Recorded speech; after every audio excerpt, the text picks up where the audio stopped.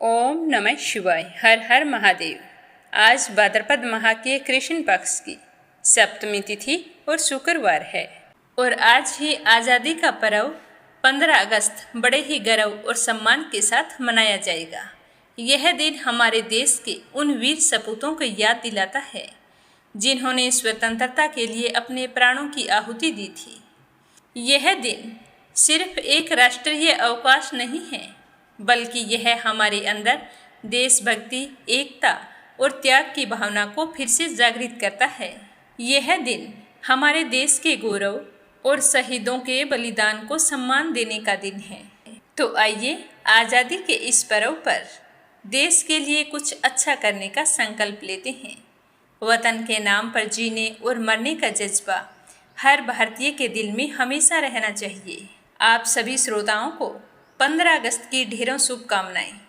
आइए मिलकर प्रण लेते हैं कि भारत को और भी बेहतर बनाने में हम अपना सहयोग प्रदान करेंगे, तिरंगे की शान और देश के सम्मान की हमेशा रक्षा करेंगे। और कल शनिवार को कृष्ण जन्माष्टमी का पावन पर्व मनाया जाएगा। हमारे हिंदू धर्म में जन्माष्टमी का बहुत ही अधिक महत्व माना गया है, जो कि भगवान श्री कृष्ण को समर्पित है। कान्हा जी के भक्तों को जन्माष्टमी का पूरे साल इंतजार रहता है। इस खास मौके पर कान्हा जी के मंदिरों को बहुत ही सुंदर तरीके से सजाया जाता है। विशेष रूप से पूजा अर्चना की जाती है, व्रत रखा जाता है, भजन कीर्तन किए जाते हैं और फिर आधी रात्रि को कान्हा जी का जन्म होकर बहुत ही सुंदर तरीके से थाली बजाकर कान्हा जी का स्वागत किया जाता है। भगवान श्री कृष्ण की जन्मभूमि मथुरा और उनकी लीलाओं की भूमि वृंदावन में इस साल जन्माष्टमी का पर्व 16 अगस्त शनिवार को मनाया जाएगा। इस दिन अगर हम घर पर लड्डू गोपाल लाते हैं तो यह बहुत ही अच्छा माना जाता है। लड्डू गोपाल की सेवा करने से मन की हर मुराद पूरी होती है। कृष्ण जन्माष्टमी पर भगवान श्री कृष्ण के बाल रूप की पूजा की जाती है। बाल रूप को कान्हा, कन्हैया, बाल कृष्ण, बाल मुकुंद, गोपाल कृष्ण, लड्डू गोपाल आदि नामों से जाना जाता है। लड्डू गोपाल के एक हाथ में लड्डू रहता है, इसीलिए उन्हें लड्डू गोपाल कहा जाता है। इससे जुड़ी हुई एक पौराणिक कथा भी है, जिसे कान्हा जी के भक्त बहुत ही प्रेम पूर्वक सुनते हैं। लड्डू गोपाल की सेवा करने के अनेकों फायदे होते हैं। लड्डू गोपाल की पूजा और देखभाल बच्चे की तरह ही की जाती है। उन्हें समय समय पर स्नान कराना, नए वस्त्र पहनाना, चंदन का तिलक लगाना, श्रृंगार करना, भोग लगाना और सुलाना, यह सभी लड्डू गोपाल की सेवा के ही कार्य होते हैं। और यह सब कुछ करने से कान्हा जी की असीम कृपा प्राप्त होती है। लड्डू गोपाल की पूजा करने से व्यक्ति की समस्त मनोकामनाएं पूर्ण होती है और उसका जीवन सुखमय बनता है। अगर किसी के संतान नहीं है तो लड्डू गोपाल की पूजा करने से संतान की प्राप्ति होती है। घर में सुख, शांति और समृद्धि बढ़ती है। नकारात्मक शक्तियों का नाश होता है, सकारात्मकता का आगमन होता है। लड्डू गोपाल की पूजा करने से आध्यात्मिक विकास के साथ साथ मन और मस्तिष्क हमेशा शांत रहता है और मन में आत्मविश्वास बढ़ता है। अगर हमारी कोई मनोकामना पूर्ण नहीं हो रही हो और हम उसे पूरा करना चाहते हैं तो जन्माष्टमी के दिन घर पर लड्डू गोपाल लाकर उसकी सेवा करनी शुरू कर दें। आपकी मनोकामना अवश्य पूर्ण होगी। जिस घर में लड्डू गोपाल की पूजा होती है उस घर में कभी भी रोग और शोक नहीं रहता है। सारे सदस्य मिलजुल कर रहते हैं। अगर आप घर पर लड्डू गोपाल ला रहे हैं तो ध्यान रखें कि उसकी सेवा का संकल्प पहले दिन ही ले लेना चाहिए कि आप किस तरह की पूजा करना चाहते हैं। कई घरों में देखा जाता है कि जितनी बार चाय दूध लेते हैं लड्डू गोपाल को देते हैं, फल आहार करते हैं तो लड्डू गोपाल को पहले, अगर हम भोजन कर रहे हैं तो भी लड्डू गोपाल को पहले, घर में जो भी चीज़ बनती है सबसे पहले लड्डू गोपाल को भोग लगाया जाता है। तो काम की अधिकता के कारण जितनी आप पूजा कर सकते हैं तो सच्चे मन से उतना ही संकल्प करना चाहिए। इसमें यह नहीं होता कि किसी की देखा देखी हम पूजा शुरू कर लें और फिर कर ना सकें।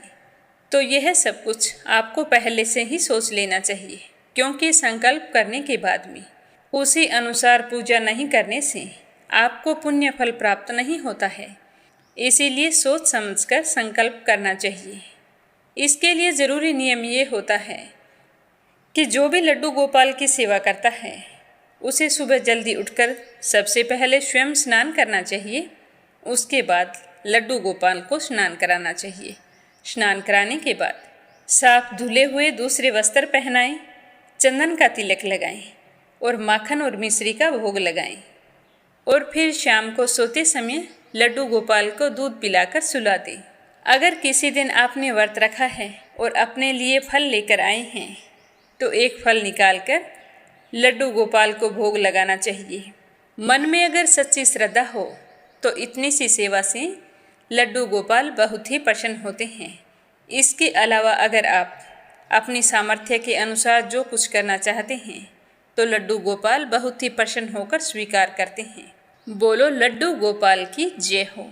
अब अपने सुनते हैं आज की कथा। सबसे पहले हमेशा की तरह गणेश जी भगवान की कहानी। बोलो गणेश जी महाराज की जय हो। एक बार की बात है कि एक बुढ़िया गणेश जी भगवान की बहुत ही भक्ति किया करती थी। सुबह जल्दी उठती, स्नान करके पहले गणेश मंदिर जाती, गणेश जी को सिंदूर से तिलक करती और गुड़ का भोग लगाती। बड़े ही श्रद्धा भाव से गणेश जी के नामों का स्मरण किया करती थी। यह उसका नियम था। चाहे आंधी हो या तूफान, वह बुढ़िया गणेश जी के मंदिर जरूर जाती थी। ऐसा करते करते सालों बीत गए तो गणेश जी भगवान उस बुढ़िया की भक्ति से बहुत ही प्रसन्न हुए। तो एक दिन उसे सपने में दर्शन देकर कहने लगे कि बूढ़ी माई, मैं तुमसे बहुत ही खुश हूँ, तू वरदान मांग कि क्या मांगना चाहती है। तो बुढ़िया कहने लगी कि गणेश जी महाराज, आपने मुझे दर्शन दिए, इससे अच्छा मेरे लिए क्या हो सकता है। मांगना तो मुझे कुछ नहीं आता है, मैं क्या मांगू। इस तरह फिर बुढ़िया सोचने लगी। तो गणेश जी महाराज कहने लगे कि बूढ़ी माई, परेशान मत हो, मैं कल फिर आपके सपने में आऊँगा। तब तक तुम आराम से सोच लेना कि तुम्हें वरदान में क्या मांगना है। वरदान मैं तुम्हें एक ही दूंगा। ऐसा कहकर गणेश जी भगवान अंतर्ध्यान हो गए और उस बुढ़िया की आंख खुल गई। आंख खुली तो सुबह हो चुकी थी। तो बुढ़िया सोचने लगी कि घर में अन्न और धन भी नहीं है और मेरे कुल का दीपक भी नहीं है, मैं क्या मांगूं, मेरी तो समझ में नहीं आता है। तो इस तरह सोचते हुए बुढ़िया ने अपने पुत्र को बुलाया और पूछा कि बेटा, मुझे गणेश जी ने रात सपने में दर्शन दिए थे और बोल रहे थे कि मैं तुम्हारे पूजा पाठ से बहुत ही प्रसन्न हूँ। मैं तुम्हें एक वरदान देना चाहता हूँ, मांगो, क्या मांगती हो। तो मुझे तो समझ में ही नहीं आया कि मैं क्या मांगूं। बेटा, तुम बता दे मुझे क्या मांगना चाहिए। तो बुढ़िया का पुत्र कहने लगा कि माँ, तुम गणेश जी से बहुत सारा धन दौलत मांग लो, हमारी गरीबी दूर हो जाएगी तो हमें सब कुछ मिल जाएगा। लोगों को देखो कितने ऐशो आराम से रहते हैं, हमारे भी सपने पूरे हो जाएंगे। तो बेटे की बात सुनकर बुढ़िया ने बहू को आवाज लगाई। तो बहू आई और सासू माँ से पूछने लगी कि माँ जी, कहिए क्या बात है, आपने मुझे किस लिए बुलाया है। तो उसकी सास कहने लगी कि बेटा, रात मुझे सपने में गणेश जी भगवान ने दर्शन दिए हैं और वो कह रहे हैं कि मैं तुम्हें वरदान देना चाहता हूँ। मेरी तो समझ में नहीं आता है कि मैं क्या मांगूँ। तो सासू माँ की बात सुनकर बहू कहने लगी कि माँ जी, ये तो बहुत अच्छी बात है, आप गणेश जी से पोता मांग लो। क्या आपका मन नहीं करता कि हमारे घर में भी नन्हे शिशु की किलकारी गूंजे, हमारा भी वंश बढ़े। तो बुढ़िया कहने लगी कि बेटा, तेरी बात तो सही है। अब बुढ़िया तो कसम कसमें थी कि गणेश जी ने तो एक वरदान देना है, उसमें मैं क्या मांगूं। तो वह बुढ़िया सोचती सोचती पड़ोस में अपनी सहेली के पास गई और जाकर पूछने लगी कि बहन, तुम मुझे बता कि मैं क्या मांगूं। तो बूढ़ी माई की सारी बात सुनकर उसकी पड़ोसन कहने लगी कि बहन, तू तो अब थोड़े दिन जिएगी, तू क्यों तो धन मांगे और क्यों नाती मांगे, वो तेरे किस काम के। तू ऐसा कर, गणेश जी भगवान को कह देना कि बुढ़ापे तक मेरी आंखों की रोशनी बनी रहे। आदमी बूढ़ा हो जाने के बाद अपनी रोशनी खो देता है और आंखों के बिना तो जीना बहुत ही कठिन है। बेटा, बहू तो अपने सुख की चीजें मांग रहे हैं, लेकिन मुझे तो लगता है कि पूजा पाठ तुमने की है तो तुम्हें अपने लिए ही कुछ मांगना चाहिए। तो बुढ़िया को तीनों की बातें ही सही लगी, लेकिन दुविधा यह थी कि गणेश जी ने तो केवल एक ही वरदान देने की बात कही थी। तो बुढ़िया ने अपने मन में कुछ विचार किया और सो गई। गणेश जी ने बुढ़िया को सपने में दर्शन दिए और कहा कि बूढ़ी माई वरदान मांगो। तो बुढ़िया कहने लगी कि प्रभु, मुझे और तो कुछ नहीं चाहिए, मेरी तो एक ही इच्छा है कि मैं अपने पोते को सोने की थाली में सोने के चम्मच से भोजन करता हुआ देखूं। तो बुढ़िया की बात सुनकर गणेश जी मुस्कुराते हुए कहने लगे कि मैया, तू तो बोल रही थी कि मुझे मांगना ही नहीं आता, लेकिन तूने तो मुझे ठग लिया। तूने तो एक ही वरदान में अपने लिए आंखें, धन और पोता तीनों चीज मांग लिए। आंखें होगी तो देख पाओगी, धन होगा तो पोता सोने की थाली में भोजन करेगा। तुमने तो बहुत ही चतुराई से एक ही वरदान में सारी चीजें मांग ली है। मैं तुम्हारी भक्ति और बुद्धिमानी से बहुत ही प्रसन्न हूँ। जैसा तुमने वरदान मांगा है वैसा ही फल तुमको प्राप्त होगा। ऐसा कहकर गणेश जी भगवान अंतर्ध्यान हो गए और बूढ़ी माई को जैसा मांगा था वैसा सब कुछ मिल गया। और अब बेटा भी खुश, बहू भी खुश। बेटा बहू को खुश देखकर बुढ़िया और भी ज्यादा खुश हो गई। प्रेम से बोलो गणेश जी भगवान की जय हो। अब अपने सुनते हैं संतोषी माता की कहानी। बोलो संतोषी माता की जय हो। एक बुढ़िया थी, उसके 7 बेटे थे। 6 कमाने वाले थे और एक बेटा निकम्मा था, वह कोई काम धाम नहीं करता था। तो बुढ़िया 6 बेटों की रसोई बनाती और उन्हें बड़े प्रेम पूर्वक भोजन कराती। फिर उनसे जो कुछ जूठन बच जाती वह 7वें को दे देती। पर वह भोला भाला था, इस बारे में कुछ भी नहीं जानता था। तो एक दिन अपनी पत्नी से कहने लगा कि देखो, मेरी माँ मुझसे कितना प्रेम करती है, मुझे कितने प्रेम से भोजन करवाती है। तो उसकी पत्नी कहने लगी कि हाँ हाँ, क्यों नहीं, सबका जूठा जो तुमको खिलाती है। तो अपनी पत्नी की बात सुनकर वह कहने लगा, नहीं, ऐसा नहीं हो सकता, मेरी माँ ऐसा नहीं कर सकती। जब तक मैं अपनी आंखों से ना देखूं, तुम्हारी बात पर विश्वास नहीं कर सकता। तो उसकी पत्नी ने हंसकर कहा कि जब आंखों से देख लोगे तब तो मानोगे। तो उसने कहा ठीक है। कुछ दिन बीतने पर दीपावली का त्योहार आया। तो घर पर 7 प्रकार के भोजन और चूरमे के लड्डू बने। तो वह यह देखने के लिए कि मेरी माँ मुझको सबका जूठा खिलाती है, तो सिर दुखने का बहाना करके रसोई में पतला वस्त्र ओढ़कर सो गया और कपड़े में से सब कुछ देखता रहा। उसने देखा कि उसके 6 भाई भोजन करने आई। तो उसकी माँ उनके लिए सुंदर आसन बिछाया, नाना प्रकार की रसोई परोसी और बड़े ही प्रेम पूर्वक उन्हें भोजन कराया। तो वह सब कुछ देखता रहा।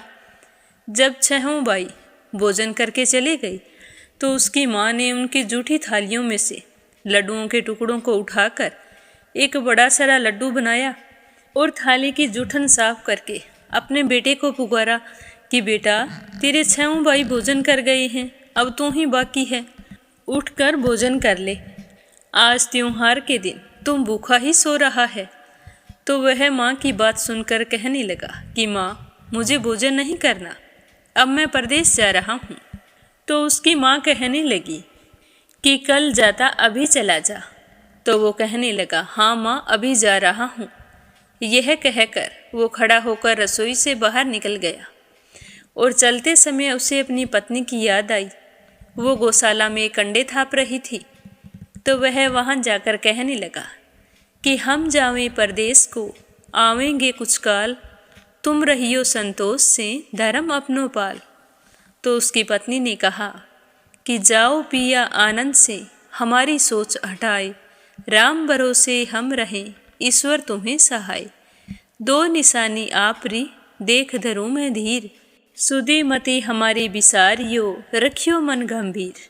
तो यह सुनकर उसका पति कहने लगा कि मेरे पास कुछ नहीं है, यह एक अंगूठी है, सो ले लो और अपनी कुछ निशानी मुझे दे दो। तो उसकी पत्नी कहने लगी कि स्वामी, मेरे पास क्या है, यह गोबर भरा हाथ है। यह कहकर उसकी पीठ पर गोबर के हाथ की थाप मार दी। इसके बाद वह वहाँ से चल दिया। चलते चलते दूर देश पहुँचा। वहाँ एक साहूकार की दुकान थी। वहाँ जाकर कहने लगा कि भाई मुझे नौकरी पर रख लो। साहूकार को लड़के की ज़रूरत थी। वो बोला रह जा। तो वह कहने लगा कि साहूकार जी तनख्वाह क्या दोगे? तो साहूकार ने कहा कि काम देखकर दाम मिलेंगे। तो साहूकार के यहाँ उसे नौकरी मिल गई। अब वह सुबह 7 बजे से रात को 10 बजे तक नौकरी पर जाने लगा। कुछ ही दिनों में दुकान का सारा लेन देन, हिसाब किताब, ग्राहकों को माल बेचना, सारा कार्य करने लगा। साहूकार के 7-8 नौकर थे। वे सारे हैरान थे कि यह तो बहुत काम करता है, जितना हम सारे मिलकर नहीं कर पाते, इतना यह अकेला ही कर लेता है। इस तरह सोचकर वे सारे चक्कर खाने लगे। सेठ ने भी देखा कि यह बहुत काम करता है और मन का भी बहुत सीधा है, तो उसने 3 महीने के बाद उसे अपने आधे मुनाफे का हिस्सेदार बना लिया। कुछ ही वर्ष में वह तो नामी सेठ बन गया। तो मालिक सारा कारोबार उस पर छोड़कर स्वयं तीर्थ यात्रा पर चला गया। तो वह सारा काम अकेले ही संभालने लगा। इधर उसकी पत्नी को सास ससुर दुख देने लगे। जब से वो घर छोड़कर गया था, सारे घर गृहस्थी का काम उसी से करवाते थे। जंगल से लकड़ी लेने के लिए भेजते थे और भोजन के नाम पर घर के आटे में जो भूसी निकलती है उसकी रोटी बनाकर रख दी जाती और फूटे नारियल की नरेली में पानी रख दिया जाता। तो इस तरह अपने परिवार वालों का बर्ताव देखकर छोटी बहू बड़ी ही दुखी होती। एक दिन की बात है, वह लकड़ी लेने के लिए जंगल में जा रही थी। तो रास्ते में बहुत सी स्त्रियां संतोषी माता का व्रत करती हुई दिखाई दी। तो वह भी वहां पर खड़ी होकर कथा सुनने लगी। कथा समाप्त होने पर पूछा कि बहनों, तुम किस देवता का व्रत करती हो और इसके करने से क्या फल मिलता है? यदि तुम इस व्रत का विधान मुझे समझाओ तो मैं तुम्हारा बड़ा एहसान मानूंगी। तब उनमें से एक स्त्री कहने लगी कि सुनो बहन, यह संतोषी माता का व्रत है। इसके करने से निर्धनता और दरिद्रता का नाश होता है और मन में जो कुछ कामना हो वह संतोषी माता की कृपा से पूरी हो जाती है। तो वह कहने लगी, मुझे इस व्रत की विधि भी बताओ। तो वह भक्तिन स्त्री कहने लगी कि 1.25 आने का गुड़ चना ले लेना, अगर इच्छा हो तो 5.25 आने का ले लेना या 1.25 रुपये का, जितनी भी इच्छा हो ले आना। बिना परेशानी, श्रद्धा व प्रेम से जितना भी बन सके सवाया लेना। किसी भी महीने के शुक्ल पक्ष से प्रथम शुक्रवार को व्रत शुरू करना और शुक्रवार के दिन सुबह जल्दी उठकर स्नान करना, सूर्य भगवान को अर्घ्य देना और निराहार रहकर संतोषी माता की कथा सुनना। इस कथा के बीच में कर्म ना टूटे, लगातार नियम का पालन करना। अगर तुम्हें कथा सुनने वाला कोई ना मिले तो घी का दीपक जलाकर उसके आगे जल का पात्र भरकर फिर कथा कहना।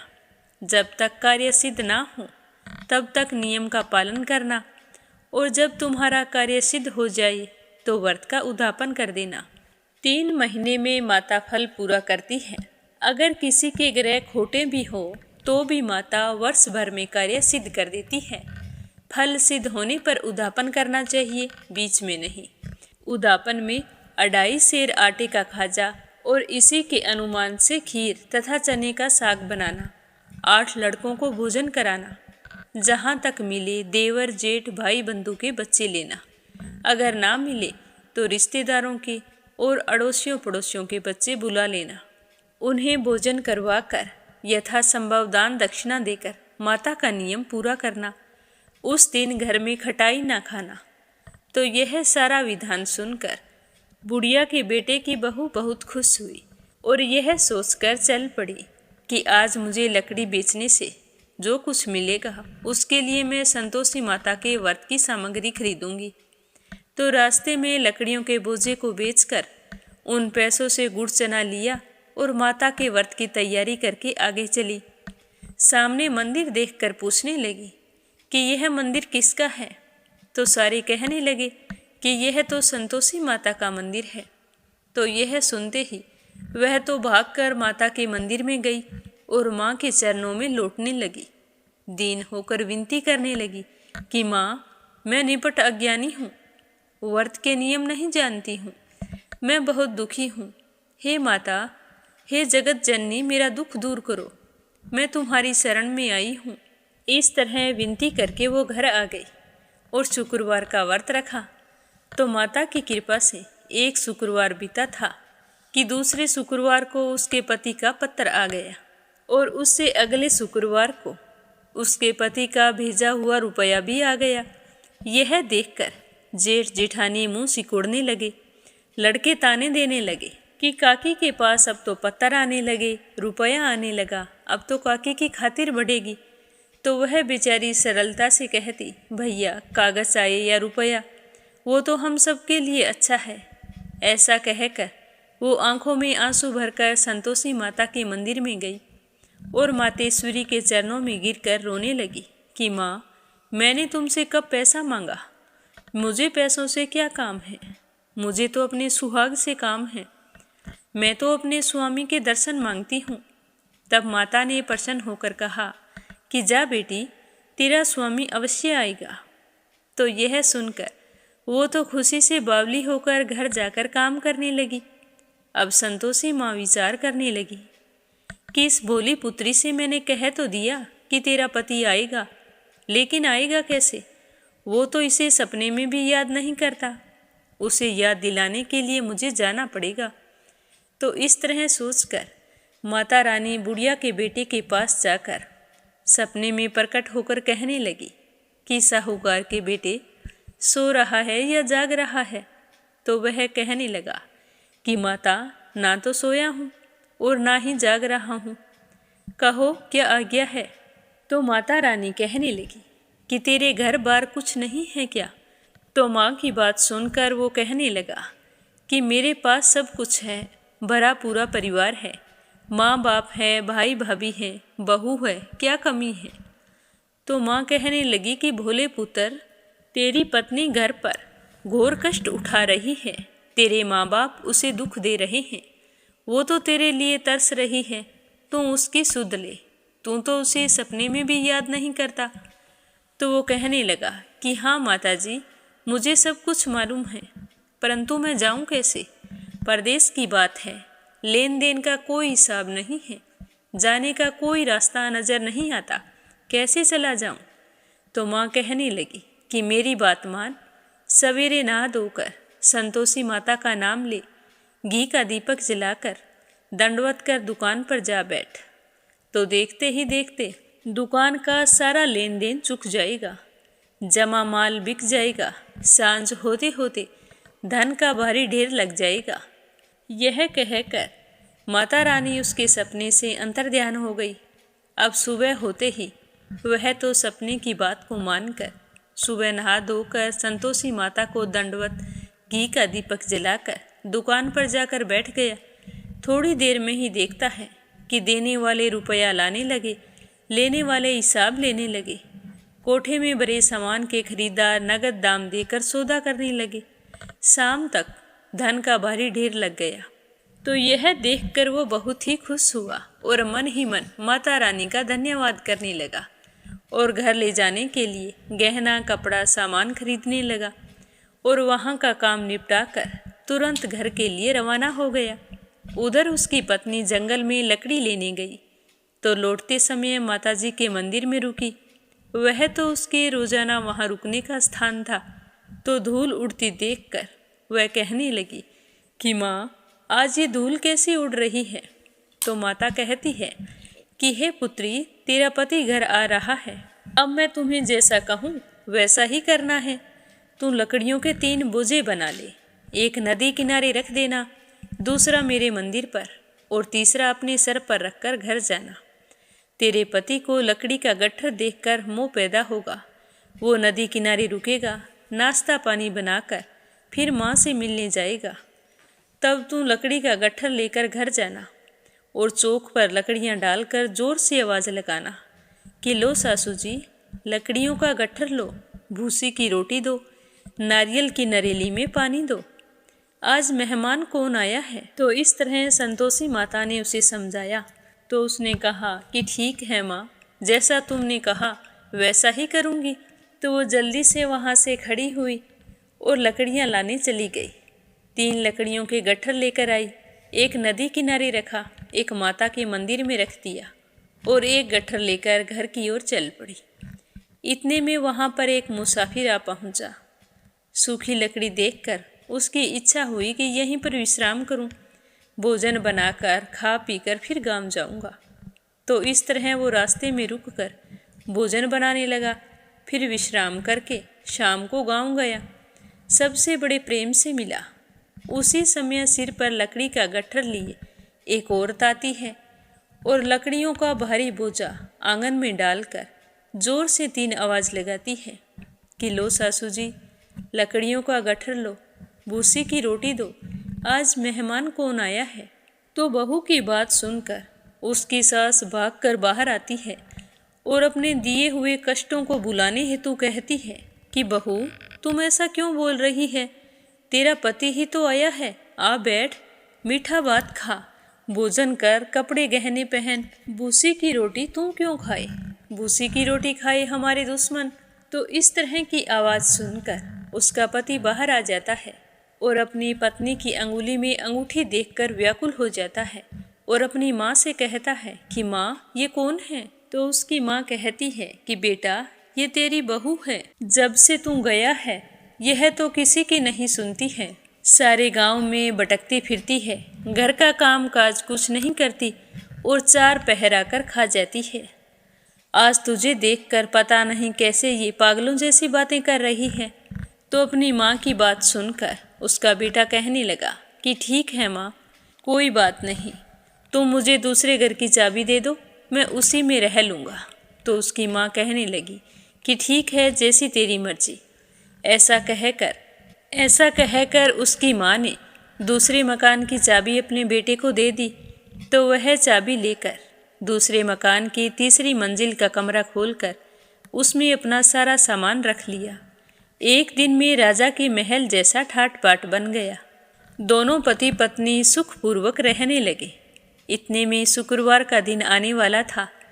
तो वह अपने पति से कहने लगी कि स्वामी, मुझे संतोषी माता के व्रत का उद्यापन करना है। तो उसका पति बोला कि खुशी से करो। तो बहू खुश होकर उद्यापन की तैयारी करने लगी।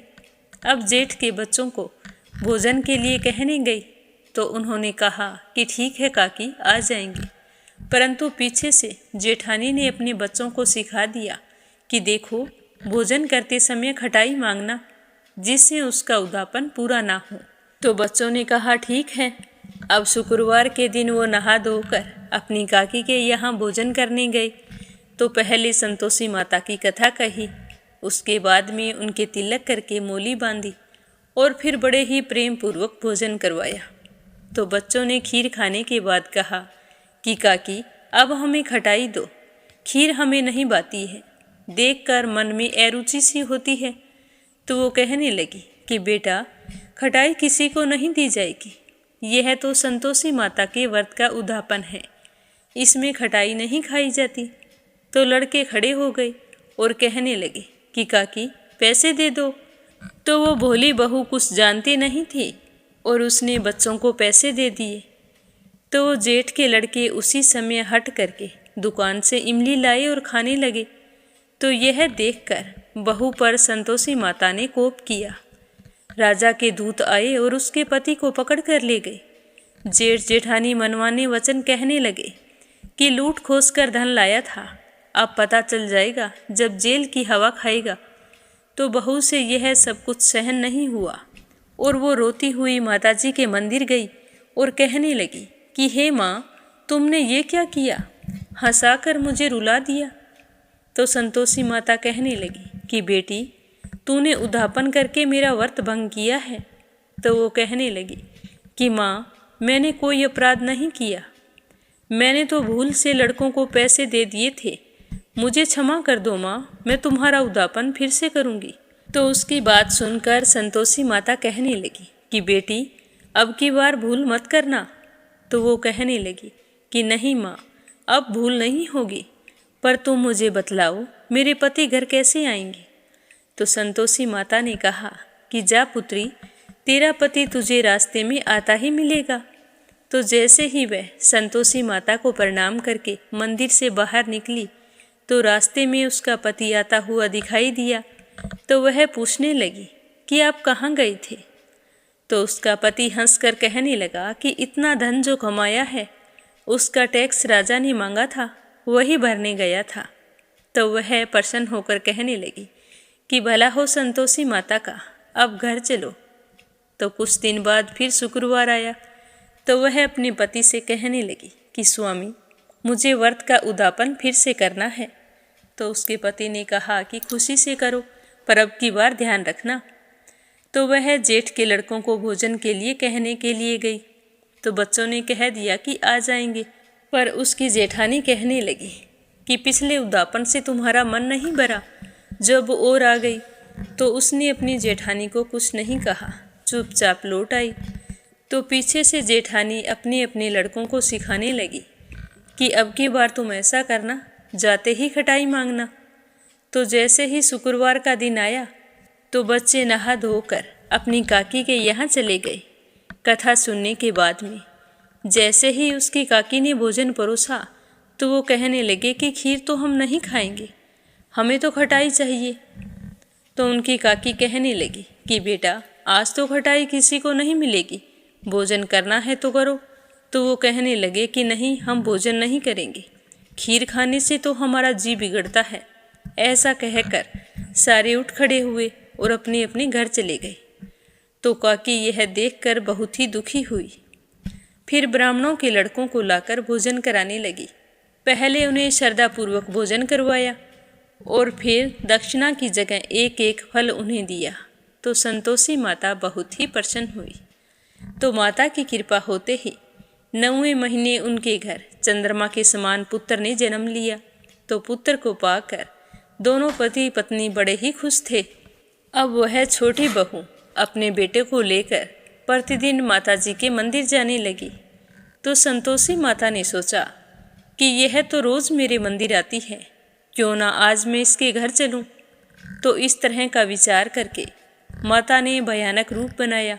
गुड़ और चने से सना हुआ मुख और ऊपर सूंड के समान होठ, उस पर मक्खियाँ भिन भिन कर रही थी। जैसे ही वह उसके घर पहुंची तो दहलीज पर पैर रखते ही उसकी सास चिल्लाने लगी कि देखो रे, कोई चुड़ैल डाकिन आ रही है, बच्चों इसे भगाओ, नहीं तो यह किसी को खा जाएगी। तो लड़के उसे भगाने लगे, चिल्ला चिल्ला कर खिड़कियाँ बंद करने लगे। तो छोटी बहू ऊपर कमरे में बैठी थी। आवाज़ सुनकर उसने खिड़की में से देखा तो वह तो प्रसन्नता से पागल हो गई और अपने दूध पीते बच्चे को हटाकर पागलों की तरह भागती हुई नीचे आ गई और कहने लगी कि आज माताजी मेरे घर आई हैं। तो यह देखकर उसकी सास का क्रोध फट पड़ा। वो कहने लगी कि क्या उतावली हो रही है, जो इस चुड़ैल को देखकर बच्चे को पटक दिया। तो इतने में माँ के प्रताप से पूरे घर में लड़के ही लड़के नजर आने लगे। तो बहू कहने लगी कि सासू माँ, मैं जिसका व्रत करती हूँ ये वही संतोषी माता है, कोई चुड़ैल डाकिन नहीं है, ये तो मेरी माँ है। तो बहू की बात सुनकर और संतोषी माता का चमत्कार देखकर उसकी सासू माँ के सब कुछ समझ में आ गया और उसने भागकर माताजी के चरण पकड़ लिए और विनती करके कहने लगी कि हे माता, हम मूर्ख हैं, अज्ञानी हैं, तुम्हारे व्रत और विधि के बारे में कुछ नहीं जानते। व्रत भंग करके हमने बहुत बड़ा अपराध किया है। हे जगत माता, आप हमारा अपराध क्षमा करो, अब से हम सारे के सारे आपकी पूजा किया करेंगे। तो सास की बात सुनकर संतोषी माता बहुत ही प्रसन्न हुई और उन्हें आशीर्वाद देकर वहाँ से अंतर्ध्यान हो गई। हे संतोषी माता, जैसे प्रसन्न होकर बहू को फल दिया वैसा सबको देना। जो भी व्रत रखकर आपकी इस कथा को पढ़े या सुने सुनाए उसके सारे मनोरथ पूर्ण करना। बोलो संतोषी माता की जय हो। अब सुनते हैं बांके बिहारी की कथा। मथुरा के निकट एक गांव में एक छोटी सी लड़की रहा करती थी। वृंदावन के पास होने के कारण वहाँ बहुत सारे लोग ठाकुर जी के दर्शनों के लिए जाते थे। तो उस बच्ची के घर वाले भी हर साल ठाकुर जी के दर्शन करने के लिए जाते। तो वह लड़की अपने बाबा से कहती कि बाबा मुझे भी ठाकुर जी के दर्शन करने हैं। तो उसके पिताजी कहते कि बेटा ठाकुर जी के दर्शन के लिए तो तुझे मैं ज़रूर ले चलता, पर तुम बहुत छोटी हो और वहाँ पर बहुत ही भीड़ है, तुम इतनी दूर चल भी नहीं सकोगी और आगे खूब लंबी लंबी लाइनें लगी है, तो उसमें भी तुम्हारे लिए मुश्किल हो जाएगा। जब तुम बड़ी हो जाओगी तो तुम्हें मैं ज़रूर लेकर जाऊँगा। तो इसी तरह समय बीतता गया। फिर कोई कारणवश उसके घर वालों का वृंदावन जाना नहीं हुआ और समय के साथ वह लड़की बड़ी हो गई, पर उसके मन में ठाकुर जी के प्रति बहुत ही प्रगाढ़ प्रेम था। उसका मन हमेशा ठाकुर जी के दर्शन के लिए ललायित रहता था। वह बहुत दुखी रहती थी कि सारे के सारे ठाकुर जी के दर्शन करके आते हैं, पर मैं तो आज तक नहीं जा सकी। क्या पता मेरे भाग्य में ठाकुर जी के दर्शन लिखे हैं या नहीं लिखे हैं। गांव में उसकी बहुत सारी सहेलियां थी, सारी की सारी ठाकुर जी के दर्शन करके आती थी और आकर उसके रूप का वर्णन उसके सामने करती, तो इस बच्चे की ललक और भी ज्यादा बढ़ जाती। समय के साथ वो बड़ी हो रही थी, पर उसका वृंदावन जाना नहीं हुआ। ऐसा करते करते वो विवाह योग्य हो गई। अब उसके बाबा को उसके विवाह की चिंता सताने लगी, तो उसके लिए अच्छे से रिश्ते की तलाश शुरू कर दी, पर उसका रिश्ता वृंदावन में ही तय हो गया। इसे अब संयोग कहो या ठाकुर जी का आशीर्वाद। वो तो ये जानकर बहुत ही खुश हुई कि मैं अब ठाकुर जी के दर्शन कर सकूंगी। शुभ मुहूर्त देखकर उसका विवाह हो गया। अब वह अपने ससुराल पहुंच गई। रस्म निभाने के लिए जब वह वापस अपने घर आई, तो 1-2 दिन बाद में जब उसका पति उसे लेकर जा रहा था, तो यमुना नदी के तट पर रुककर कहने लगा कि तुम यहाँ पर बैठो, मैं स्नान करके आता हूँ। तो वह लड़की वहाँ पर बैठ गई। अब उसका ध्यान ठाकुर जी की तरफ चला गया और सोचने लगी कि ठाकुर जी के दर्शन पता नहीं कब होंगे। उस लड़की ने बड़ा सारा घूंघट निकाल रखा था, क्योंकि वो उसका ससुराल था। तो वह घूंघट निकाल कर बैठी थी और मन ही मन कान्हा जी का विचार कर रही थी कि देखो ठाकुर जी की कितनी कृपा है मुझ पर। मैंने बचपन से बजा है और दर्शन के लिए ललायित थी, तो उनकी कृपा से ही मेरा विवाह श्री धाम वृंदावन में ही हो गया है। मैं इतने सालों से ठाकुर जी को मनाती हूँ, पर मैंने आज तक उनसे कोई रिश्ता नहीं जोड़ा। वो मेरे क्या लगते हैं। इस तरह सोचते हुए वो सोचने लगी कि ठाकुर जी की उम्र क्या हो सकती है। मेरे हिसाब से 17 वर्ष के होंगे। मेरे पति 20-21 वर्ष के हैं, तो उनसे तो थोड़े छोटे हैं। इसीलिए पति के छोटे भाई मेरे तो देवर हो गए। लो भाई, ठाकुर जी आज से मेरे देवर होंगे। इस तरह सोचकर वो बड़ी ही प्रसन्न हो रही थी और मन ही मन कह रही थी कि ठाकुर जी, आज से मैं आपकी भाभी और आप मेरे देवर हैं, पर वो समय पता नहीं कब आएगा जब आप मुझे भाभी भाभी कहकर पुकारोगे। वो इस तरह से सोच रही थी कि तभी एक किशोरावस्था का सांवला सा लड़का उसी तरफ आ रहा था और पास आकर कहने लगा कि भाभी भाभी। तो वह अपने भाव से बाहर निकली और सोचने लगी कि वृंदावन में मैं तो नई हूँ, मुझे कोई नहीं जानता, फिर ये भाभी भाभी कहकर कौन पुकार रहा है। पर उसने घूंघट नहीं उठाया। वह बालक खड़ा खड़ा बार बार कहता रहा कि भाभी भाभी, पर उसने कोई जवाब नहीं दिया। फिर वह धीरे से उसके पास आया और कहने लगा कि भाभी, अपना चेहरा तो दिखा दो। तो वह लड़की सोचने लगी कि ये बालक तो बहुत जिद कर रहा है, तो उसने अपने घूंघट को कसकर पकड़ लिया। सोचने लगी कि कहीं इसने घूंघट उठा लिया और आस पड़ोस में किसी ने देख लिया और मेरे ससुराल में जाकर बता दिया तो क्या होगा। तो वह लड़का कहने लगा कि भाभी, आपने घूंघट क्यों निकाल रखा है, मैं तो आपका देवर हूँ। तो उस लड़की ने एक नज़र उसे देखा और कहा, नहीं, हम आपको नहीं जानते हैं। तो वो लड़का कहने लगा कि भाभी, आप शायद नहीं जानते, आप उस गांव के हो ना, वहीं पर हमारा घर है। अपना नाम बताओ और अपना चेहरा भी दिखाओ। तो वो लड़की चुपचाप बैठी रही। तो कान्हा के रूप में आया वह लड़का कहने लगा कि भाभी, आप तो नाराज हो रही हैं। देखो, हम आपके इतने प्यारे देवर हैं और इतनी दूर से मिलने के लिए आप तक आ गए हैं और आप हमसे बात भी नहीं कर रही और हमें अपना चेहरा भी नहीं दिखा रही। इतना कहते ही उस लड़के ने घूंघट खींच लिया और चेहरा देखकर भाग गया। थोड़ी देर बाद में उसका पति आ गया। तो उसने अपने पति को सारी बात बताई। तो उसका पति कहने लगा कि तुम चिंता मत करो, वृंदावन इतना बड़ा नहीं है कि वह लड़का हमें फिर नजर न आए। कभी भी किसी भी गली में तुम्हें दिखाई दे तो मुझे बता देना। इस तरह बातें करते हुए पति पत्नी दोनों घर चले गए। कुछ दिन बाद में उसकी सासू माँ ने अपने बेटे से कहा कि बेटा देख, तेरा विवाह हो गया है, अब बहू एक बार मायके जाकर भी आ गई है, पर तुम दोनों अभी तक बांके बिहारी जी के दर्शन करने के लिए नहीं गए। तुम ऐसा करो, कल सुबह जाकर बहू को ठाकुर जी के दर्शन करवा लाओ, उनका आशीर्वाद बहुत जरूरी है। तो उसने कहा कि ठीक है माँ, कल सुबह ही चले जाएंगे। अगले दिन दोनों पति पत्नी ठाकुर जी के दर्शन करने के लिए मंदिर में गई। वहां जाकर देखा कि मंदिर में तो बहुत भीड़ थी।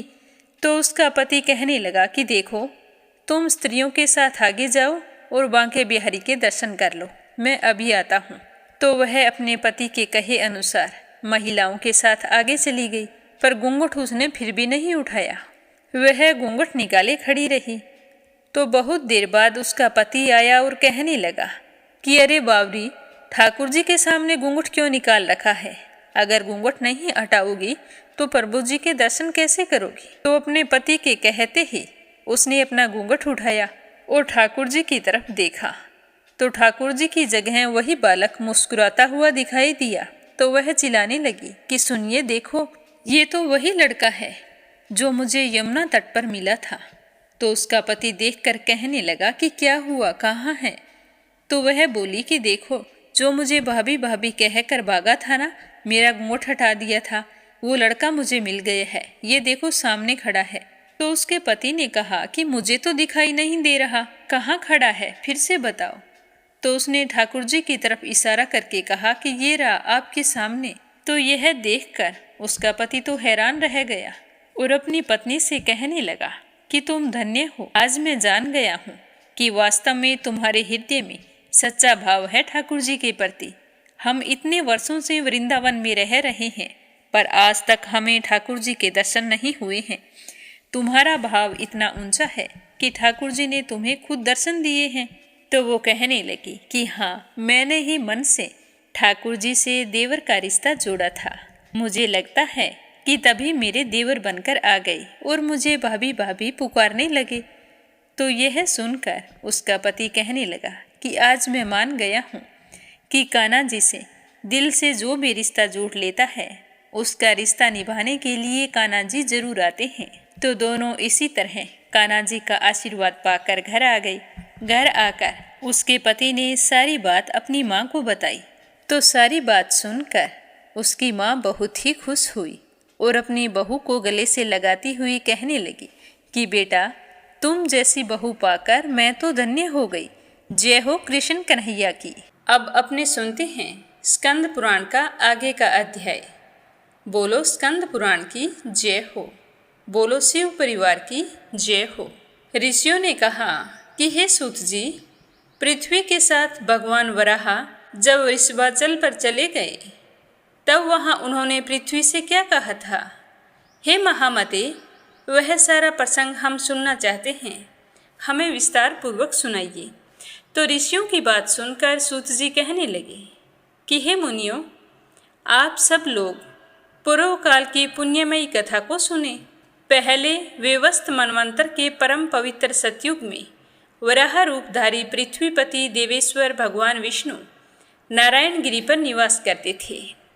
उस समय पृथ्वी देवी अपनी सखियों के साथ उनकी सेवा में उपस्थित हुई और उनके चरणों में प्रणाम करके उन्होंने भगवान के सामने यह प्रश्न किया कि हे देवेश, मैं आपकी कैसे आराधना करूं जिससे आप प्रसन्न होंगे? आप किस मंत्र से आराधना करने पर प्रसन्न होते हैं? जो मंत्र आपको सर्वप्रिय है और उसका नियम क्या है, और नियम पूर्वक रहने वाले मनुष्यों को आपके परम धाम की प्राप्ति करा देता है, उस मंत्र के बारे में मुझे उपदेश दीजिए।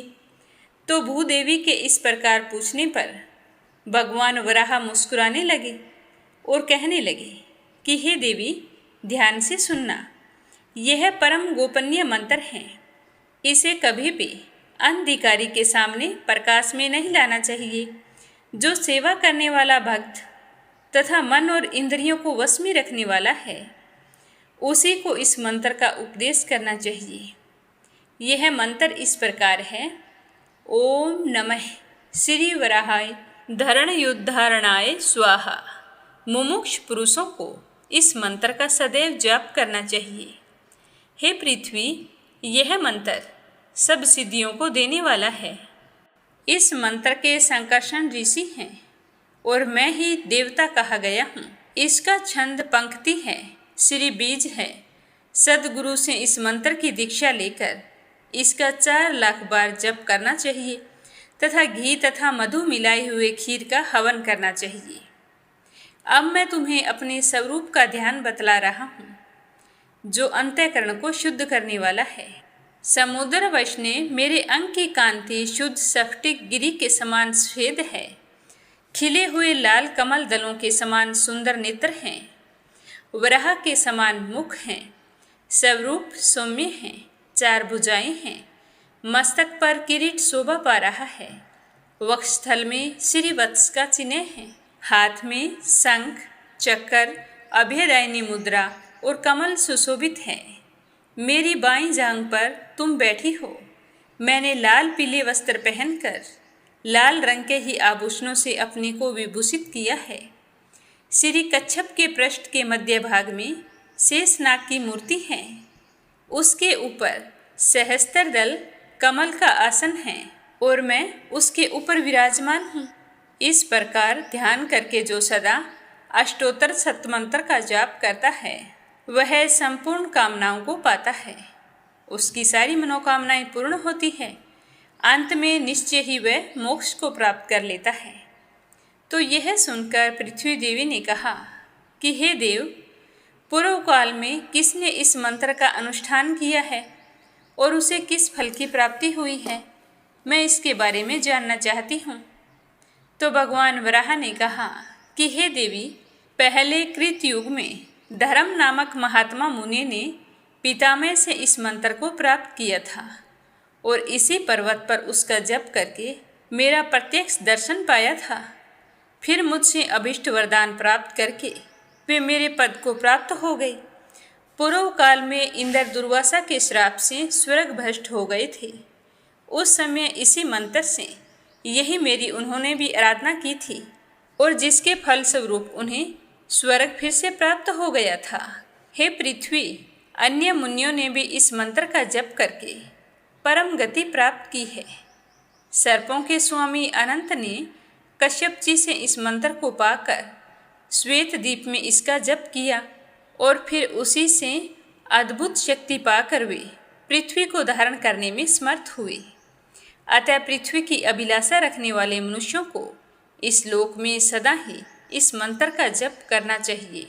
इस तरह बताते हुए भगवान वराह कहने लगे कि हे महादेवी पृथ्वी, मैं तुम्हें एक पवित्र इतिहास सुनाता हूँ, ध्यान देकर सुनना। व्यवस्थ मनवंतर के आदि सतयुग में वायु देवता का बड़ा भारी तप देखकर लक्ष्मी निवास भगवान विष्णु श्री देवी और भूदेवी के साथ स्वामी पुष्करिणी के तट पर चले गए और इसके दक्षिण तट पर परम पवित्र आनंद नामक विमान में वे श्री लक्ष्मीकांत विष्णु सदा वायु देवता का प्रिय करते हुए निवास करते हैं। तभी से कुमार कार्तिकेय द्वारा निरंतर पूजित होते हैं। भगवान ऋषिकेश इसी विमान पर अदृश्य भाव से रहते हैं और आगे भी हमेशा रहते रहेंगे। तो यह सुनकर पृथ्वी पूछने लगी कि मनुष्यों की दृष्टि में न आने वाले भगवान विष्णु किस प्रकार यहाँ उन्हें प्रत्यक्ष दिखाई देंगे, कौन से यत्न करने होंगे जिसके कारण हर मनुष्य को भगवान विष्णु का दर्शन सुलभ होगा। तो पृथ्वी की बात सुनकर भगवान वराह ने कहा कि हे देवी, महर्षि अगस्त्य ने इस पर्वत पर आकर सनातन देव भगवान विष्णु का दर्शन किया और 12 वर्षों तक आराधना करके उन्हें बारंबार प्रसन्न किया और उसके बाद भगवान से यह याचना की कि हे प्रभु, आप सदा यहाँ निवास करें और सब लोगों को आपका प्रत्यक्ष दर्शन होता रहे। तो उनके ऐसा कहने पर श्री भूदेवियों के साथ भगवान श्री हरि विष्णु कहने लगे कि हे देव ऋषि, मैं तुम्हारे संतोष के लिए यहाँ समस्त देहधारियों को प्रत्यक्ष दर्शन देता हुआ निवास करूँगा, परंतु यह विमान कभी भी किसी की दृष्टि में नहीं आएगा। तो भगवान का यह वचन सुनकर अगस्त्य मुनि प्रसन्न होकर अपने आश्रम को चले गए। तब से ही भगवान विष्णु मुनियों के ही ध्यान में आने वाले इस विमान पर चतुर्भुज रूप से निवास करते हैं और आगे भी हमेशा करते रहेंगे। स्कंद स्वामी सदा उनकी आराधना करते हैं और वायु देवता सेवा में संलग्न रहते हैं। एक समय की बात है कि मित्र वर्मा की मनोरमा धर्मपत्नी के गर्भ से आकाश नामक पुत्र हुआ, जो अपने कुल का आभूषण था। फिर वह समय के साथ बड़ा हो गया और बड़ा होने पर उसका विवाह धरणी नाम वाली कन्या से हुआ, जो शक वंश में उत्पन्न हुई थी। और फिर उसके बाद मित्र वर्मा ने राज्य का सारा भार अपने पुत्र आकाश को सौंप दिया और स्वयं वेंकटाचल के समीप पवित्र तपोवन को प्रस्थान किया। राजकुमार आकाश महान चक्रवर्ती राजा हुए। वे एक पत्नीवर्ती थे। उनका मन केवल अपनी ही पत्नी के प्रति अनुरक्त था। उन्होंने अपने मन को कभी भी विचलित नहीं होने दिया। एक दिन राजा आकाश ने यज्ञ करने के लिए आरणी नदी के किनारे भूमि का शोधन कराया। जब सोने के हल से पृथ्वी जोती जा रही थी, राजा आकाश स्वयं बीज बो रहे थे और राजा ने बीज बिखेरते समय देखा कि पृथ्वी से एक कन्या प्रकट हुई है, जो कमल की सैया पर सोई है। वह बड़ी सुंदरी और समस्त शुभ लक्षणों से संपन्न थी। सोने की पुतली की भांति शोभा पा रही थी। उसे देखकर राजा के नेत्र आश्चर्य से खिल उठे और फिर राजा आकाश ने उस कन्या को गोद में उठा लिया और कहने लगे कि यह मेरी पुत्री है। इस तरह बार बार कहते हुए राजा आकाश खुशी के मारे झूमने लगे। राजा को खुश देखकर मंत्री भी बड़े ही खुश थे। तभी उसी समय आकाशवाणी हुई कि हे राजन, ये सच में तुम्हारी ही पुत्री है। इस सुंदर नेत्र वाली कन्या का तुम पालन पोषण करो। तो यह आकाशवाणी सुनकर राजा के मन में बड़ी ही प्रसन्नता हुई। उन्होंने उस कन्या को अपनी गोद में लेकर नगर में प्रवेश किया और महारानी धरणी को आवाज़ देकर बुलाया और कहा कि हे देवी, यह भगवान की दी हुई अपनी कन्या है। इसे देखो, यह पृथ्वी से प्रकट हुई है। आज तक हम दोनों संतानहीन थे और इस कन्या ने हमारी गोद में आकर हमें संतानवान बना दिया है। इस तरह कहते हुए राजा आकाश राज ने उस कन्या को अपनी पत्नी धरणी देवी के हाथों में सौंप दिया। अब वह बड़े लाड प्यार से राजा आकाश के घर पलने बढ़ने लगी और तभी चमत्कार हुआ। उस कन्या के घर में प्रवेश करने के बाद रानी धरणी देवी ने गर्भ धारण किया और समय आने पर उन्होंने उत्तम मुहूर्त में पुत्र को जन्म दिया। उस समय 5 ग्रह उच्च स्थानों में स्थित थे। सूर्यदेव मेष राशि पर विराजमान थे।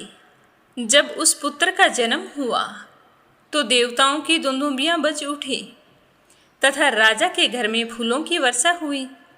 उस समय सुखदायिनी हवा चल रही थी और जिन लोगों ने महाराज आकाश को पुत्र के जन्म का समाचार दिया तो राजा सुनकर बहुत ही प्रसन्न हुए और उस समय जो भी उनके पास था वह सब कुछ उन शुभ समाचार सुनाने वालों को दे दिया और अपने पास केवल छत्र और चामर ही बचा कर रखे। 1 करोड़ कपिला गहुएं, 1 करोड़ 100 बैल दान किए और फिर पुण्य मुहूर्त आने पर उन्होंने जात कर्म आदि क्रियाएं संपन्न की और स्वयं ही पुत्र का नाम वसुदान रखा। हे पृथ्वी देवी, आकाशराज का पुत्र वसुदान बड़ा ही सुंदर था। वह बालक प्रतिदिन शुक्ल पक्ष के चंद्रमा की भांति बढ़ने लगा था। वेदों के पारंगत विद्वान गुरुजनों ने उस विनयशील कुमार का उपनयन संस्कार किया। पिता से ही उसने मंत्रपूर्वक अस्त्र शस्त्रों की शिक्षा पाई। अंग और उपांगों सहित धनुर्वेद के 4 पादों का अध्ययन किया। तो यह सुनकर पृथ्वी देवी कहने लगी कि हे भगवान, आपने आकाशराज के पुत्र का नाम बताया। मुझे सुनकर बहुत ही खुशी हुई। पर आपने मुझे यह नहीं बताया कि उस कन्या का नाम क्या रखा गया। मेरे मन में उस कन्या के नाम के बारे में जानने की तीव्र लालसा है। तो पृथ्वी की बात सुनकर भगवान वराह कहने लगे कि हे देवी, उस समय आकाश राज ने उस कन्या का नाम पद्मावती रखा था। धीरे धीरे वह युवा अवस्था को प्राप्त हुई। एक दिन पद्मिनी सुख और कोकिलों के कलरव से व्याप्त होकर उपवन में अपनी सखियों के साथ विहार कर रही थी, और उसी समय देव ऋषि नारद जी कहीं से घूमते हुए अचानक से वहां आ पहुंचे। उन्होंने वन की मूर्तिमती लक्ष्मी की भांति उस कन्या को देखा तो वो हैरान हो गए और उससे कहने लगे कि तुम कौन हो, तुम मुझे अपना हाथ दिखाओ। तो देव ऋषि नारद जी की बात सुनकर पद्मिनी ने नारद जी से कहा कि हे ब्राह्मण, मैं आकाश राज की कन्या हूँ, मेरे लक्षण बतलाइए। तो नारद जी कहने लगे कि हे सुंदरी, तुम्हारा मस्तक गोलाकार और सम है, इसके ऊपर चिकने और लंबे बाल शोभा पा रहे हैं।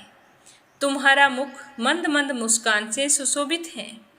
तुम्हारे अधर बिंफा फल के समान अरुण है। इस प्रकार तुम्हारा यह मुख भगवान विष्णु के ही योग्य है, ऐसा मेरा मानना है। तुम क्षीर सागर से प्रकट हुई साक्षात लक्ष्मी के समान दिखाई दे रहे हो। तो पद्मिनी से यह सब कुछ कहकर देव ऋषि नारद जी पद्मिनी और उसकी सखियों द्वारा सम्मानित हुए, फिर वहाँ से चले गए। उसके बाद सखियों ने पद्मिनी से कहा कि हे सखी, चलो वन में फूल लाने के लिए चलते हैं। इस तरह कहकर आकाश राज की कन्या के साथ वे सखियां वन में चली गई और फूलों को तोड़ती हुई इधर उधर विचरने लगी। वे सब सखियां एक वनस्पति के नीचे जाकर बैठ गई। इस समय उन्होंने चंद्रमा के समान श्वेत वर्ण वाले एक ऊंचे घोड़े को देखा। उसके ऊपर श्याम वर्ण का पुरुष सवार था, जिसकी आकृति और कांति कामदेव को भी लज्जित कर रही थी। उसके विशाल नेत्र थे। उसने एक हाथ में दिव्य सारंग धनुष और दूसरे हाथ में स्वर्ण में बाण धारण कर रखा था। उसका कटी प्रदेश पीले रंग के रेशमी वस्त्रों से आच्छादित हो रहा था। शरीर का मध्य भाग बहुत ही सुंदर था। वह रतन निर्मित कंकण, बाजूबंद और करदनी से सुशोभित था। उसकी छाती चौड़ी थी, जिससे उस पुरुष की दक्षिणावर्त नाभि और भी अधिक शोभा पा रही थी। उसका बायां कंधा स्वर्ण में यज्ञोपवीत से चमक रहा था। इस प्रकार उस तरुण का वह सुंदर रूप मन को मोह लेने वाला था। उसे देखकर वे सब स्त्रियां चकित हो गईं। वह घुड़सवार एक भेड़िए को ढूंढता हुआ वहां आया था। वहां फूल तोड़ने वाली स्त्रियों के समीप पहुंचकर कहने लगा कि हे देवियों, क्या इधर कोई भेड़िया आया था? तो उन स्त्रियों ने कहा कि तुम धनुष धारण किए हुए हमारे वन में क्यों आए हो? यहाँ सभी मर्ग अवध्य हैं, आकाश राज के द्वारा सुरक्षित हैं। तुम्हारी भलाई इसी में है कि तुम इसी समय इस वन से बाहर निकल जाओ। तो उन युवतियों की बात सुनकर वह घुड़सवार घोड़े से नीचे उतर आया और कहने लगा कि तुम सब लोग कौन हो? यह कमल के समान रंग वाली परम सुंदरी कन्या कौन है? तो उस घुड़सवार की बात सुनकर एक सखी ने कहा कि हे सूरवीर, ये हमारी स्वामिनी है। इसका नाम पद्मिनी है। ये राजा आकाश राज की पुत्री है और इनका प्रादुर्भाव पृथ्वी से हुआ है। हे सुंदर शरीर वाले पुरुष, हमने तो हमारी स्वामिनी का परिचय दे दिया है। तुम कौन हो? तुम्हारा नाम क्या है? और तुम्हारा निवास स्थान कहाँ है? और तुम यहाँ किस लिए आए हो? हम सब कुछ जानना चाहती हैं। तो पद्मिनी के सखियों के इस प्रकार पूछने पर उस पुरुष ने मंद मंद मुस्कुराते हुए कहा कि मेरा नाम अनंत है और तपस्वी लोग मेरा रंग और रूप देखकर मुझे कृष्ण कहते हैं, और मैं वह हूँ जिसके धनुष की समता करने वाला कोई धनुष देवताओं के पास भी नहीं है। लोग मुझे वेंकटाचल निवासी वीरपति कहते हैं और शिकार के लिए मैं इस वन में आया हूँ। और मैं इस वन की शोभा देख रहा था तो अचानक से मेरी नज़र आपकी स्वामिनी पर पड़ गई है। क्या आप मुझे यह बता सकती हैं कि यह सुंदरी मुझे प्राप्त हो सकती है? तो श्री कृष्ण की यह बात सुनकर वे सारी सखियां कुपित हो गई। तब कृष्ण घोड़े पर चढ़कर शीघ्र ही वेंकटाचल पर्वत पर चले गए। वहां अपने दिव्य निवास स्थान पर पहुंचकर वे घोड़े से नीचे उतर गए। वे श्री कृष्ण के रूप में साक्षात श्री हरि थे। घोड़े से उतरकर उन्होंने रत्नमय मंडप में प्रवेश किया और मुक्तिमय मंदिर में जाकर नूतन रत्नमय सिंहासन पर विराजमान हुए और उसी विशाल नेत्रों वाली तथा मंद मुस्कान से सुशोभित मुखारविंद वाली पद्मावती का स्मरण करने लगे। उसके बाद मध्यकाल में भगवान के भोग लगाने योग्य दिव्य उत्तम एवं सुगंधित अन्न तैयार करके वकुल मलिका नामक सखी भगवान को देखने के लिए शीघ्रतापूर्वक वहां पर गई और उनके चरणों में भक्ति भाव से प्रणाम करके वहीं पर बैठ गई। उसने देखा कि श्री हरि ने अपने नेत्र बंद किए हैं और किसी को याद कर रहे हैं। तब उस सखी ने कहा कि हे देव देवेश्वर उठिए, हे पुरुषोत्तम आपके लिए बहुत ही उत्तम रसोई तैयार है। हे माधव अब भोग लगाइए। आज इस तरह किसका स्मरण कर रहे हैं जो आपको किसी के आने जाने तक का भान नहीं है? तो सखी की बात सुनकर श्री हरि क्या कहते हैं यह अपने सुनेंगे कल की कथा में। प्रेम भाव से सुनने के लिए आप सभी का बहुत बहुत धन्यवाद। बोलो स्कंद पुराण की जय हो, शिव परिवार की जय हो। अब आपने सुनते हैं लप्सी और तपसी की कहानी। बोलो लप्सी तपसी की जय हो। बहुत पुराने समय की बात है। एक गांव में एक ब्राह्मण परिवार रहा करता था। उसमें पति पत्नी के अलावा उनके 2 बच्चे थे। एक बेटा था, एक बेटी थी। ब्राह्मण दंपति बहुत ही सरल स्वभाव के थे। समय मिलने पर प्रभु का स्मरण किया करते थे। उनकी बेटी बहुत ही संस्कारी और सुशील थी, लेकिन उनका बेटा आवारा किस्म का था। वह कोई काम धाम नहीं करता और ना ही कभी अपने माँ बाप का कहना मानता था। समय के साथ दोनों बहन भाई बड़े हो गए। बहन की शादी कर दी गई, पर भाई का वही हाल था।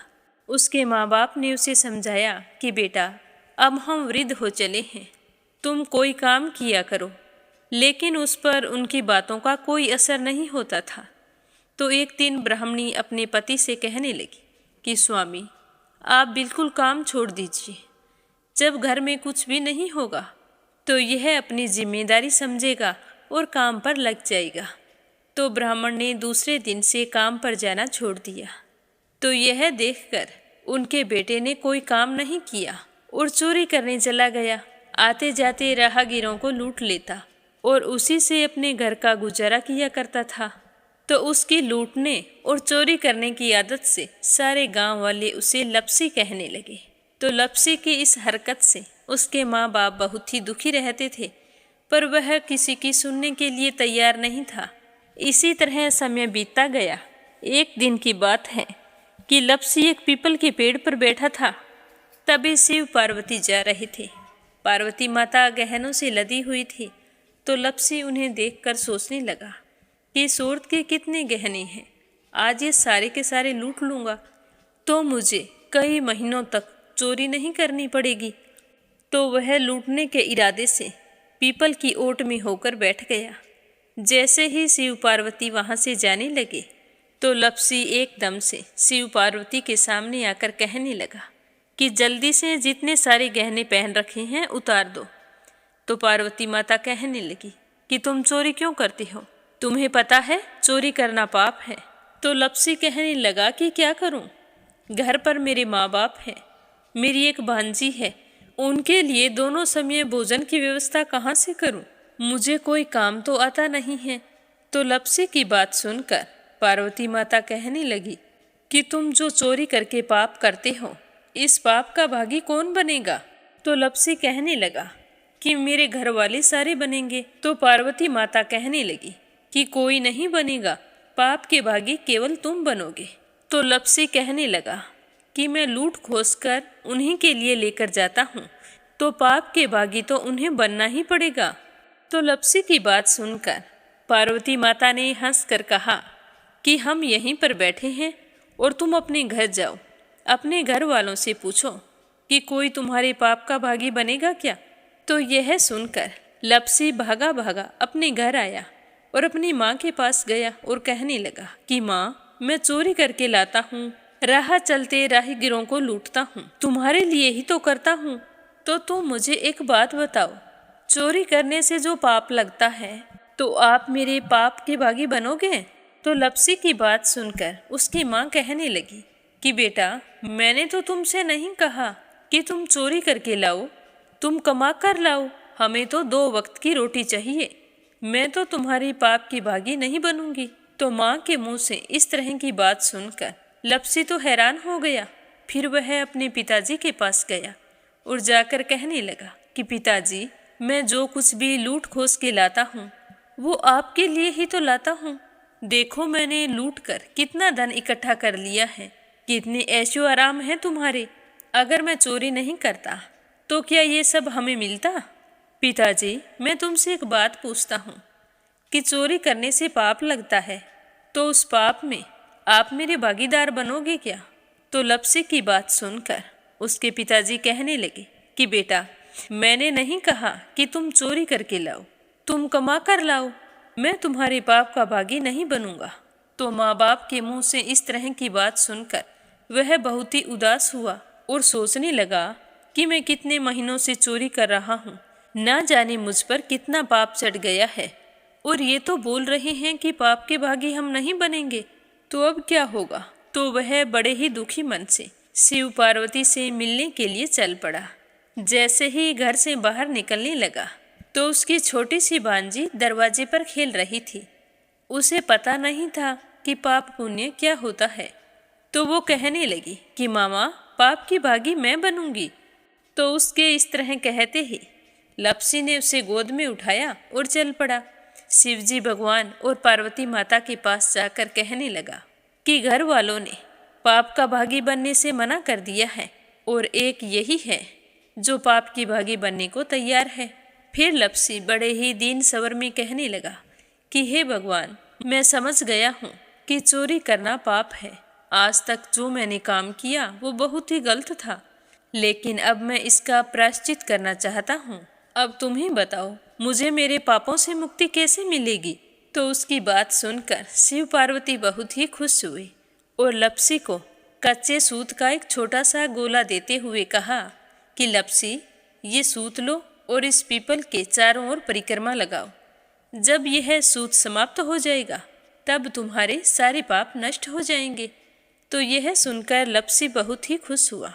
सोचने लगा कि छोटा सा गोला है, अभी लपेट कर घर चला जाऊंगा, उसके बाद में कभी कोई पाप नहीं करूंगा। फिर उसने अपनी बांजी को कंधे पर बैठाया और पीपल की परिक्रमा लगानी शुरू कर दी। अब भगवान का वह सूत खत्म कहाँ होने वाला था। लपसी चक्कर लगाता गया पर वह सूत खत्म नहीं हुआ। चक्कर लगाते लगाते 1 महीने, 6 महीने, साल, पूरे 12 साल बीत गए, पर वह सूत खत्म नहीं हुआ। 12 साल बाद एक बार फिर शिव पार्वती जी वहाँ से गुजर रहे थे, तो पार्वती माता ने कहा कि स्वामी, चलो लपसी को चलकर देखते हैं। तो शिवजी कहने लगे, वो चोरी करने वाला, लूटने वाला कब का चला गया होगा। तो पार्वती माता कहने लगी कि नहीं स्वामी, चलकर देखने में क्या जाता है, चलो एक बार देखते हैं। तो शिव पार्वती जी जैसे ही पीपल वृक्ष के पास आए तो देखा कि लपसी तो अब भी चक्कर लगा रहा है। वहाँ चारों ओर गहरी खाई हो गई है और लपसी की बड़ी बड़ी दाढ़ी, मूंछें, नाखून बढ़ गए हैं। तो यह देखकर पार्वती माता ने कहा कि देखो स्वामी, आप तो कह रहे थे कि वो कब का ही चला गया, देखो इसके मन में सच्ची भक्ति है। तो पार्वती की बात सुनकर शिवजी ने कहा कि चलो अभी देख लेता हूँ। तो यह कहकर शिवजी ने एक सोने का कड़ा लपसी के आगे फेंक दिया। तो लपसी ने झट से उसके ऊपर पैर कर लिया।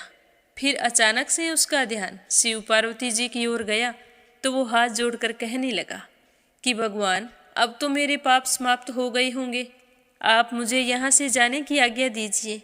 आपका यह सूत अभी तक खत्म नहीं हुआ है, तो शिवजी भगवान ने कहा कि तुम्हारे पाप कर्म भी अभी तक पूरे नहीं हुए हैं। तो शिवजी की बात सुनकर लप्सी कहने लगा कि भगवान, मुझे पूरे 12 वर्ष हो गए हैं आपकी भक्ति करते करते, और अब भी आप मुझ पर शक कर रहे हैं। तो शिवजी ने कहा कि अपना पैर उठाओ। तो जैसे ही लप्सी ने अपना पैर उठाया तो उसके पैर के नीचे सोने का कड़ा था। तो यह देखकर लप्सी शर्मिंदा हो गया और कहने लगा कि प्रभु, गलती हो गई, मुझे माफ़ करो, आगे से मैं ऐसी गलती कभी नहीं करूँगा। तो शिवजी कहने लगे कि नहीं लप्सी, तुम्हारा पाप ऐसे पूरा नहीं हो सकता।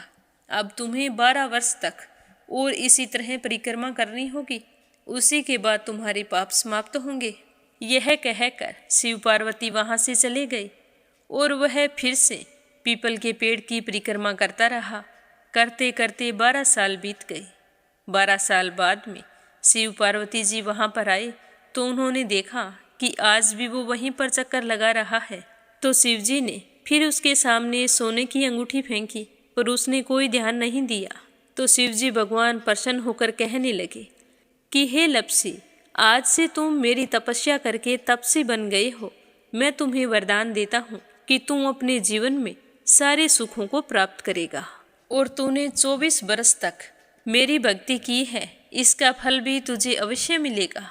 जो भी औरत गाय और कुत्ते की रोटी नहीं बनाएगी, उसका पुण्य फल तुम्हें मिलेगा। आंगन लीप कर दहलीज नहीं लीपेगी, तो उसका पुण्य फल भी तुझे ही मिलेगा। अगर हमारे घर की बहन बेटी को हम सूट, तीवल या साड़ी भेंट स्वरूप देते हैं, तो साथ में मोली का धागा और कुछ रुपये नहीं देंगे, तो उसका पुण्य फल भी तुम्हें ही मिलेगा। अगर कोई दिए से दिया जलाएगा, तो उसका पुण्य फल भी तुम्हें ही मिलेगा। अगर व्रत और पूजा पाठ में सारी कहानी सुन ले और तुम्हारी कहानी ना सुने, तो उसका पुण्य फल भी तुम्हें ही मिलेगा। कहा जाता है कि तभी से सुबह पहली रोटी गाय की और सुबह की अंतिम रोटी छोटी बनाई जाती है, और शाम को अंतिम रोटी बड़ी बनाई जाती है जो कुत्ते की होती है। और दिए से दिया भी नहीं जलाया जाता। और घर की बहन बेटियों को सूट और तीवल के साथ भेंट स्वरूप कुछ रुपए भी जरूर दिए जाते हैं। और उसी दिन से हर व्रत कथा के बाद में लप्सी तपसी की कहानी जरूर सुनी जाती है। और कथा समाप्त होने पर कहा जाता है कि लप्सी का फल लप्सी को मिले, तपसी का फल तपसी को मिले। हमारी पूजा पाठ का, हमारे व्रत का और हमारी कहानी का पुण्य फल हमें मिले। बोलो लप्सी तपसी की जय हो। तो ये थी लप्सी और तपसी की कहानी। लप्सी तपसी 2 भाई नहीं थे। लप्सी और तपसी एक ही आदमी का नाम था। लूट कर लाता था, इसीलिए उसे लप्सी के नाम से पुकारते थे। और फिर भगवान की तपस्या करने के कारण उसे तपसी के नाम से जाना जाने लगा। बोलो लप्सी तपसी की जय हो। अब अपने सुनते हैं प्यारे श्रोताओं के नाम। आज का पहला कमेंट संजय, सोनिया, हिताक्षी, दीपेश, मयंक हरियाणा से। दूसरा है परमेश्वरी रघुवीर सिंह है दिल्ली से। और तीसरा है आशा शर्मा, विष्णु, ज्योति, अंशु भीलवाड़ा से। रवि सैनी, सीमा सैनी मलियाना से। सरला रानी करणपुर से। आरती खैरावर अगरखर से। प्रिया रणवीर देसवाल, पवनी देसवाल, वरदान देसवाल मेरठ से। देवी सिंह, कार्तिक, पायल, सौम्या, उमा रघुवंशी गजबा सौदा से। अपराजिता मीना श्रीवास्तव नेपाल से। सुनीता कश्यप, अंजना सरस्वती, आर्य उद्धव आचार्य नेपाल से। राधा रोहिला दिल्ली से। उमेश कुमार उत्तर प्रदेश से। कमला गुरुग्राम से। शीला सिन्हा, मीरा श्रीवास्तव, ममता श्रीवास्तव, माला छम्मा जौनपुर से। संजू सैनी, सुनीता सैनी सेखाड़ा से।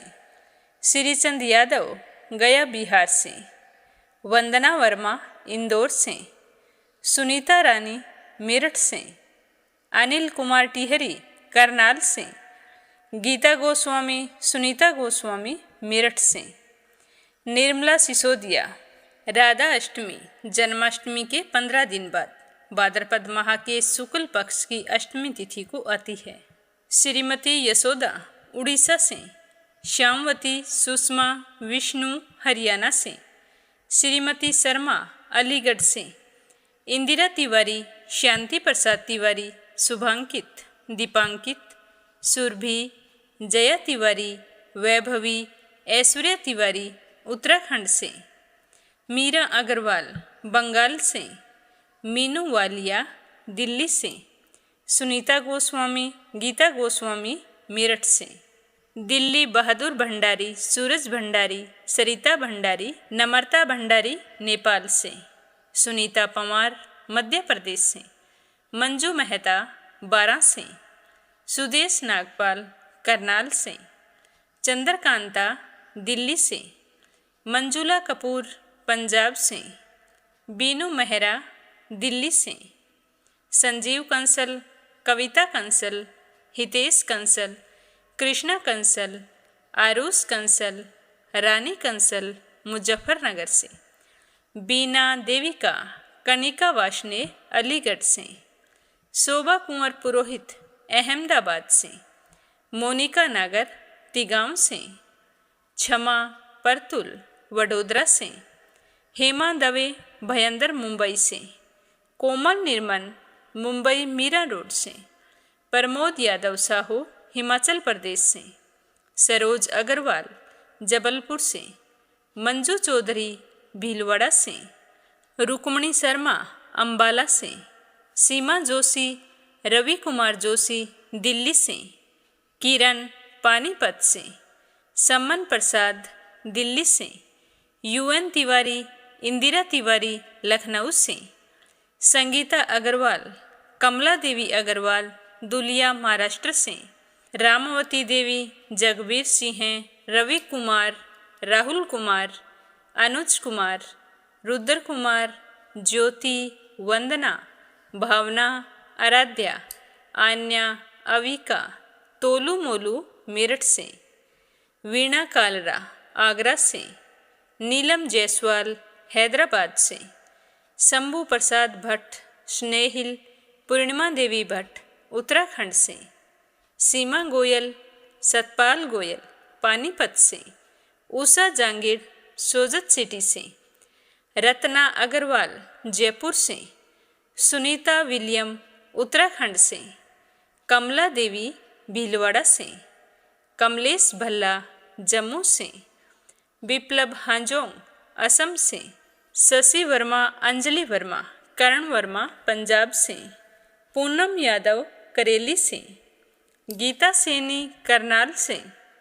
उषा सेठ बनारस से, शकुंतला पंगल भिवानी से, रामचंद्र सिंह भील मीरपुर से, सावित्री ईश्वर लाल रामचंदानी गाजियाबाद से, शीला बहन जयपुर से, शांता भेन वाघेला गुजरात के मंडल से, निकिता सेजवानी अहमदाबाद से, श्रीमती कमलेश जबलपुर से, पूजा पाठक उत्तराखंड देहरादून कोशानी से, सोनी बाला ऊना हिमाचल प्रदेश से, संगीता नागर तिगांव से, जयश्री पवार गोरखनाथ पवार महाराष्ट्र से, सीताराम जायसवाल शकुंतला जायसवाल वाराणसी से, अशोक कुमार जी भटनागर भोपाल मध्य प्रदेश से, कमलेश लाल रुड़की से। आप सभी श्रोताओं का बहुत बहुत धन्यवाद। अपना साथ और सहयोग हमेशा इसी तरह बनाए रखना। श्री हरि के आशीर्वाद से आपकी सारी मनोकामनाएं पूर्ण हों। आप सभी की मंगल कामना के साथ ओम नमः शिवाय। हर हर महादेव।